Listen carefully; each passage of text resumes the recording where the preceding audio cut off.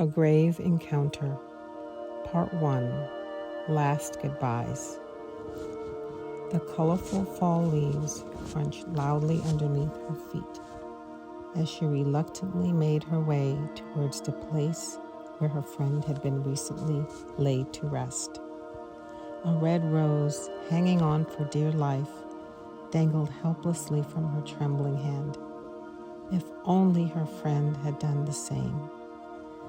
But, like with every living thing, the inevitable reality of death had made its grand entrance, escorting her friend to an eternal place of no physical return. Approaching the site, with her eyes full of tears and her heart overflowing with grief, she bent down slowly to place the now almost lifeless flower on top of the freshly made mound. "I'll miss you.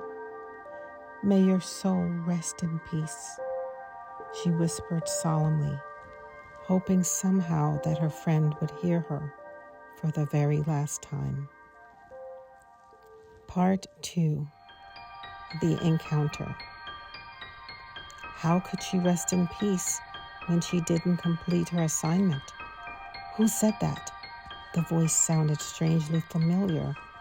She quickly glanced to her left and then her right, but saw no one. "I can't see you," she cried frantically. "Who are you? Where are you?" She had heard spooky stories about graveyard encounters before. However, she had a strong feeling deep within her soul that this encounter was going to be different. Startled and confused, the woman frantically collected herself and quickly proceeded to leave the friend's gravesite. Suddenly, she felt a cold hand grab her wrist. Unable to scream because of sheer terror, she stood there frozen, afraid to move even a limb while she helplessly waited for her fate to unfold. A chilling thought ran through her mind. Was this going to be her final resting place too? "I won't hurt you," the voice assured her. "I just need you to listen closely to what I have to say, because for you, it is a matter of life or..." The voice paused before completing its sentence. "Death." How fitting, she thought anxiously, trying to focus her eyes on something, anything that could help maintain her composure. "What is happening right now?" she anxiously wondered. It felt like she was having some kind of out-of-body experience, but she dare not interrupt or even move a muscle. One thing she was certain of, however, was her determination to find out everything, no matter how disturbing, how bone-chilling, or how grave. Part 3, The Big Reveal. Let me begin by offering my deepest condolences for your friend's sudden departure.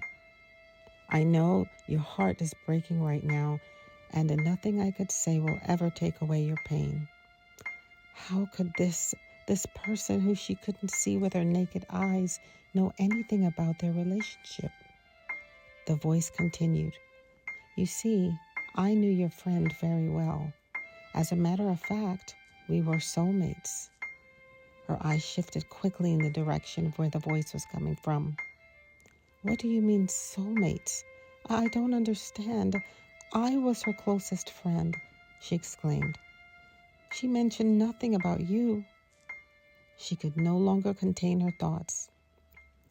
A sense of braveness had suddenly come over her. She needed answers. But more importantly, she needed to hear the truth. "Your friend and I go back a long way. Actually, I knew her before you did. She told me everything.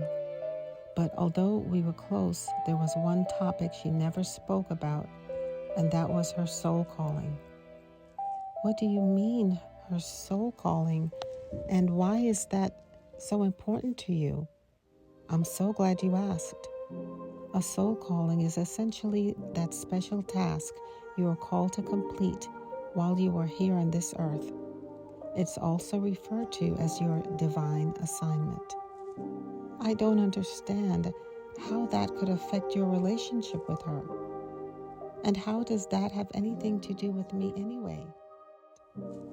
Her questions were sincere, and her heart was now opened to the message being delivered. The voice continued, "You see, everyone is given a divine assignment at some point in their life. It's given to them by God, their Creator. And as with every assignment, there is an expected time of completion, a deadline, an expiration date. Your job is to do your best to fulfill the mission assigned to you before you leave this earth." The woman slowly began to feel somewhat uncomfortable, maybe even a little guilty. Did she too have a soul calling that needed to be answered? Or had she buried it underneath her fears, her doubts, and tons of excuses? This was all making her feel anxious and deeply concerned about her own fate. Part 4. Deeper Meaning. My friend did mention the things she loved to do, like dancing, art, and cooking. Was one of those activities her divine assignment?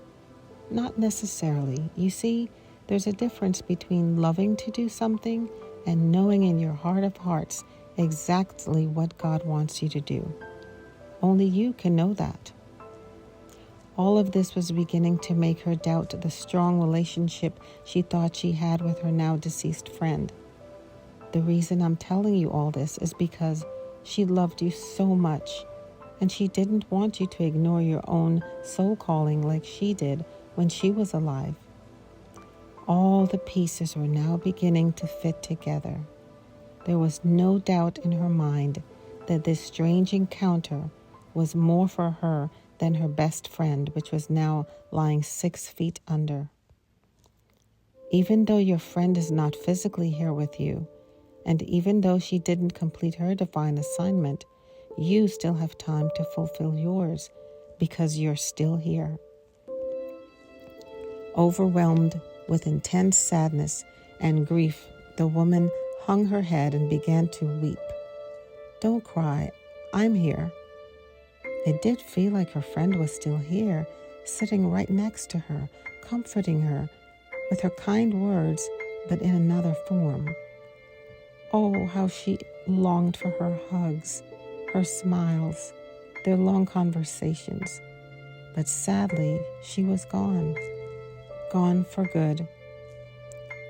There was one more very important question the woman was dying to ask, but she wasn't sure if she was ready for the answer. Despite her uncertainty, however, she knew that the answer to this question would determine her next steps. "So tell me," she began, "what happens to someone who does not complete their divine assignment?" "Are you sure you want to know?" "I'm not sure, but I think I'm ready for the answer," she replied nervously. "Well, okay, here goes. If you do not complete your divine assignment, your soul can't rest in peace." Wait!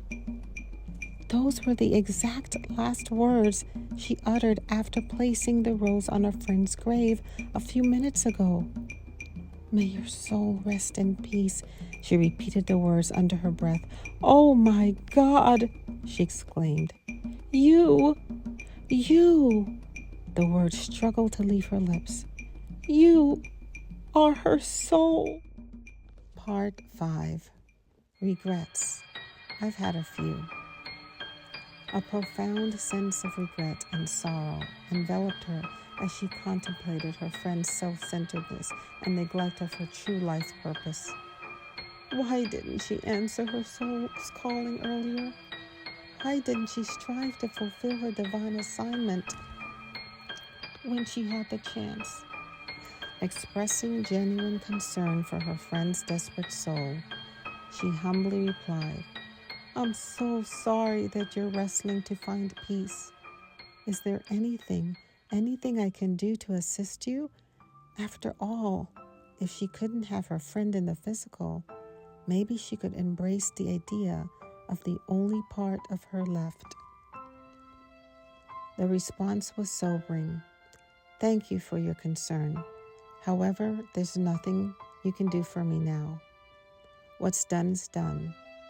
But you still have time to ensure your own soul's eternal, peaceful rest by completing your divine assignment.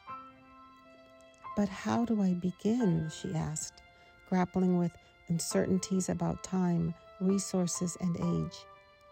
What if I lack the necessary funds? What if it's too late?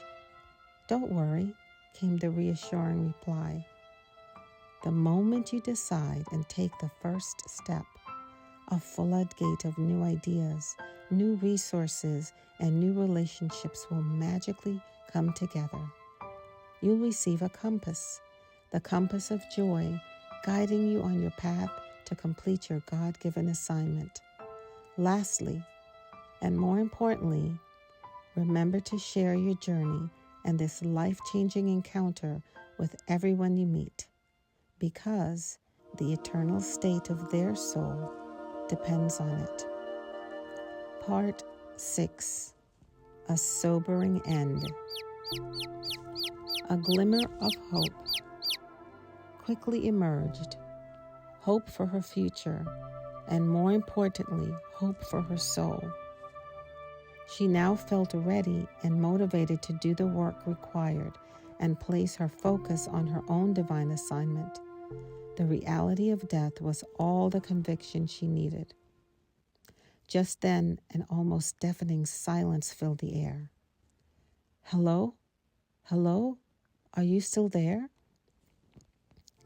Startled and somewhat disoriented, the woman opened her eyes.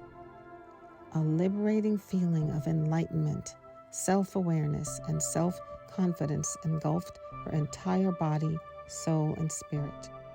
She now not only knew exactly what she needed to do, but she also felt a divine connection, trusting her Creator God to lead her steps toward her own divine alignment.